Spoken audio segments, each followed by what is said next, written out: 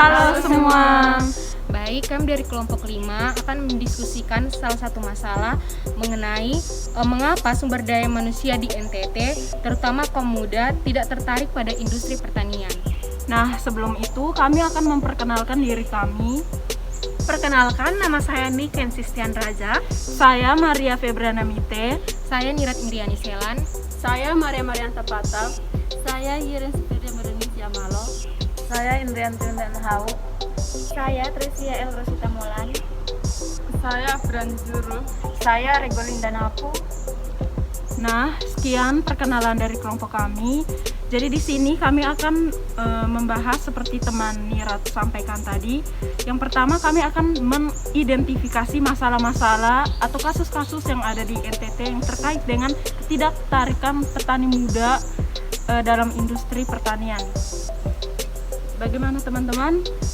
Jadi menurut saya, mengapa anak muda zaman sekarang ini tidak tertarik dengan pertanian? Menurut saya itu alasan mengapa anak muda ini sekarang ini tidak tertarik terhadap pertanian itu terdiri dari dua faktor, di mana ada faktor eksternal atau faktor dari luar dan juga ada faktor internal, faktor yang berasal dari dalam diri kita sendiri.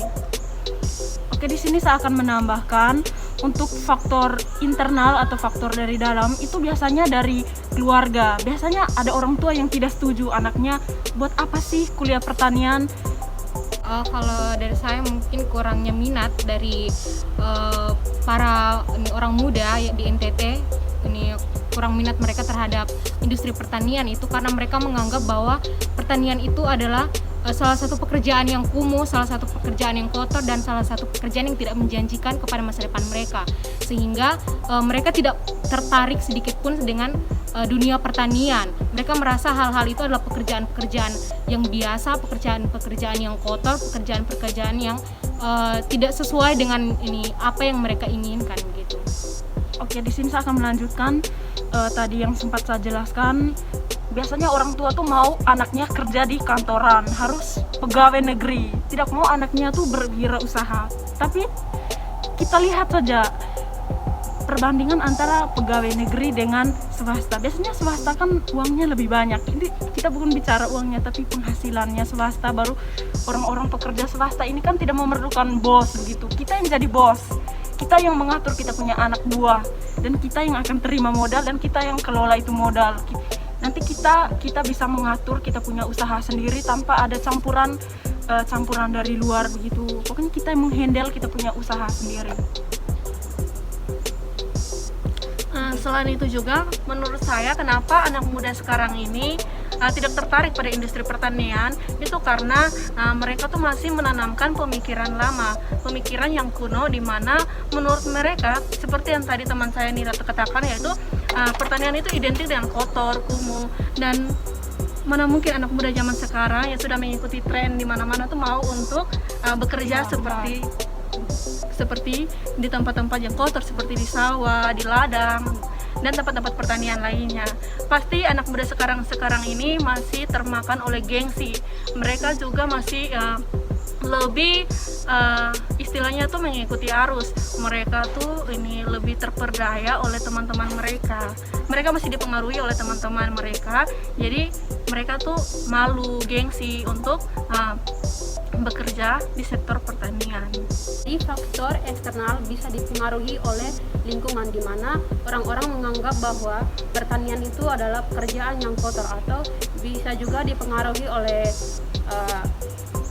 berbagai faktor seperti kekurangannya modal, sehingga ketika ingin membuka suatu usaha di bidang pertanian itu yang dapat mempengaruhi sehingga tuh mereka tuh karena faktor lainnya, itu kekurangan modal, itu yang membuat mereka tuh seperti keinginan mereka untuk berada di sektor pertanian, untuk melakukan sebuah usaha yang ada di sektor pertanian itu menjadi karena kekurangan modal tersebut tuh membuat mereka istilahnya tuh patah semangat gitu, kurang semangat karena tidak ada modal. Teman-teman, menurut kalian ini keterbatasan jaringan pemasaran itu termasuk atau tidak ya?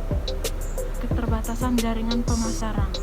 Maksudnya mereka bingung setelah bikin ini mau dijual kemana, harus pemasaran kemana. Mungkin itu bisa menjadi salah satu penyebab atau menjadi salah satu faktor di mana anak muda zaman sekarang ini. Jadi menurut teman-teman tuh untuk menyelesaikan mengapa anak muda zaman sekarang ini tuh tidak tertarik terhadap pertanian. Jadi itu menurut teman-teman tuh solusi yang dapat diberikan itu seperti apa sih menurut teman-teman? Kalau menurut saya yang pertama tadi bisa peran penyuluh pertanian sih. Biasanya anak-anak zaman sekarang tuh melihat hasil yang ada, misalnya mereka tuh tidak percaya tanpa adanya bukti, harus ada bukti begitu. Jadi kalau menurut saya solusi yang dapat ditawarkan yaitu pertama di sini itu peran pemerintah. Nah, seperti yang kita ketahui kan sektor industri ini kan adalah sektor utama dari dalam segala aspek kehidupan. Siapa sih yang di sini yang tidak membutuhkan nasi? Tidak ada. Nasi. Pasti kan semua membutuhkan makanan, dan makanan itu kan dari sektor pertanian. Jadi di sini pasti peran pemerintah itulah sangatlah penting, di mana mereka bisa melakukan sosialisasi kepada anak-anak muda zaman sekarang ini untuk membuka pola pemikiran mereka supaya mereka tuh mau untuk berkarya di sektor pertanian. Selain itu juga mungkin masih dari pemerintah, yaitu mungkin pemerintah juga bisa memberikan modal kepada para petani-petani muda untuk mengembangkan inovasi yang ada begitu. Terus selain itu juga peran penyuluh pertanian juga. Ya, peran penyuluh pertanian itu sangatlah penting sih. Karena kan sekarang anak-anak muda zaman sekarang ini kan mereka tuh tidak melihat prosesnya, tapi mereka melihat hasilnya. Sehingga mungkin peran penyuluh pertanian ini sangatlah penting untuk membuka wawasan anak muda zaman sekarang ini bahwa betapa pentingnya itu pertanian. Dan mungkin juga kan sekarang kan mindsetnya tuh anak-anak muda zaman sekarang tuh mereka lebih tertarik kepada pekerjaan-pekerjaan seperti kantoran. Nah, padahal seharusnya yang harus diubah pola pemikiran mereka, pekerjaan seperti di sektor pertanian itu tuh lebih membuka usaha, lebih ke usaha, dan itu bisa menguntungkan, dan itu bisa mendapatkan hasil yang sangat menguntungkan, di mana salah satunya itu kita sendiri tuh menjadi bosnya, kita sendiri yang mengatur, kita sendiri yang menghandle semuanya. Jadi kalau misalnya ada anak-anak muda zaman sekarang yang tidak mau untuk diatur, karena kan mungkin kalau memang mereka tidak mau diatur berarti mereka harus menjadi bosnya. Nah, kalau untuk membuka usaha sekarang ini pasti itu lebih ke di sektor pertanian itu sangatlah banyak, dan ini adalah salah satu usaha yang bisa dibilang sangatlah gampang untuk dibuka, tidak membutuhkan modal yang begitu terlalu banyak. Misalnya tuh kayak begini, kita kan mau membuka sebuah usaha di sektor pertanian, modal yang kita butuhkan tuh tidaklah banyak. Misalnya kita cukup mempunyai lahan atau yang kita tidak perlu banyak, tidak perlu besar-besar atau panjang-panjang. Intinya kita mempunyai, terus untuk itu modalnya tuh kita pinjam ke bank. Sekarang tidak perlu sih, menurut saya tidak perlu, karena kan kayak untuk pertanian sendiri kan itu kan tidak begitu membutuhkan modal yang sangat banyak. Misalnya kayak cukup mempunyai bibit, nah untuk membeli bibit pun juga itu tidak terlalu mahal, tergantung. Jadi itu mungkin dalam satu bibit, misalkan kalau misalnya beli apa nih, beli bibit, satu pak bibit. Nah, begitu kan itu kan bisa dipakai, itu kan sangatlah banyak. Jadi bisa untuk berledeng-bedeng, bisa digunakan tuh untuk bisa menghasilkannya tuh sangatlah banyak. Dan modalnya dan keuntungan dari modal yang dikeluarkan dengan keuntungan yang didapat itu tuh bagaikan langit dan bumi. Misalnya modalnya cuma 5.000, keuntungannya tuh bisa beratus-ratus.